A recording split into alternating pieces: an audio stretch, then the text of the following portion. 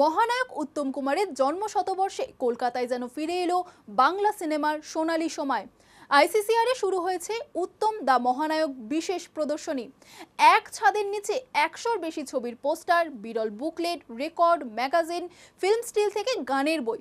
উত্তম প্রেমীদের জন্য যেন এক টুকরো ইতিহাস। 2 দশকের সংগ্রহ নিয়ে এই বিশেষ আয়োজন করেছেন চলচ্চিত্র পোস্টার সংগ্রাহক সুদীপ্ত চন্দ। মহানায়ক উত্তম কুমারের জন্ম শতবর্ষ উপলক্ষে কলকাতায় শুরু হয়েছে বিশেষ প্রদর্শনী উত্তম দা মহানায়ক। 20 আগস্ট থেকে 24 আগস্ট পর্যন্ত আইসিসিআর এর যামিনী রায় গ্যালারিতে এই প্রদর্শনী চলবে। প্রথম দিন বাদে প্রতিদিন দুপুর 3টে থেকে রাত 8টা পর্যন্ত দর্শকদের জন্য খোলা থাকবে প্রদর্শনী। এক ছাদের নিচে এখানে তুলে ধরা হয়েছে উত্তম কুমারের দীর্ঘ চলচ্চিত্র জীবনের নানান স্মৃতি। রয়েছে সিনেমার পোস্টার, বিজ্ঞাপন, ফিল্ম স্টিল, লবি কার্ড, পুরনো ম্যাগাজিন, বুকলেট, গানের বই, রেকর্ড এবং বিভিন্ন বিরল ছবি। মহানায়কের অভিনীত ছবির পাশাপাশি তার প্রযোজিত হিন্দি ছবি ছোটি সি মুলাকাতের পোস্টারও রয়েছে। দেখা যাচ্ছে অমানুষ, দুরিয়া, বন্দি, বনহিশিখা, চন্দ্রনাথ, ত্রিজামা, অন্নপূর্ণার মন্দির সহ বহু ছবির প্রচার সামগ্রী।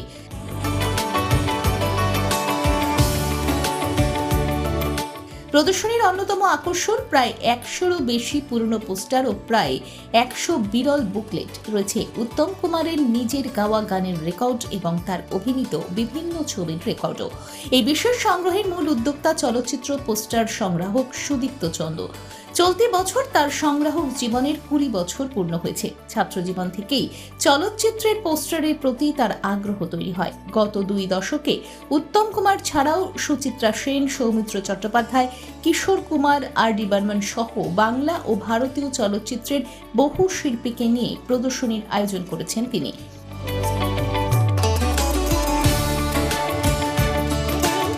প্রদর্শনীর উদ্বোধনী অনুষ্ঠানে উপস্থিত ছিলেন শ্যামসুন্দর কোং জুয়েলার্সের কর্ণধার রূপক সাহা, থিজম ইভেন্টসের পার্থ সাহা, উত্তম কুমারের পুত্রবধূ মহুয়া চ্যাটার্জি, অভিনেত্রী দেবশ্রী রায়, সঙ্গীতশিল্পী অন্তরা চৌধুরী ও সৈকত মিত্র, সঙ্গীত পরিচালক দেবজ্যোতি মিশ্র সহ বিশিষ্টরা।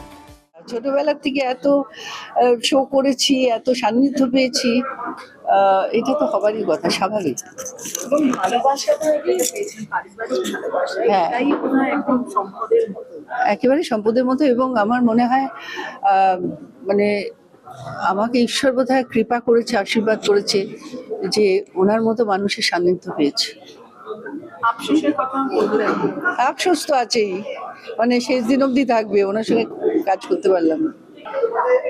নানা রকম ভাবে স্মরণ করা হবে ওনাকে এই বছরে। ওনার জন্মশতবর্ষ পূর্ণ হচ্ছে 3 সেপ্টেম্বর। কিন্তু এটা একটা অন্যরকম উদ্যোগ, কারণ আর 5টা অনুষ্ঠানের সাথে আলাদা, কারণ গানের অনুষ্ঠানই মূলত হবে।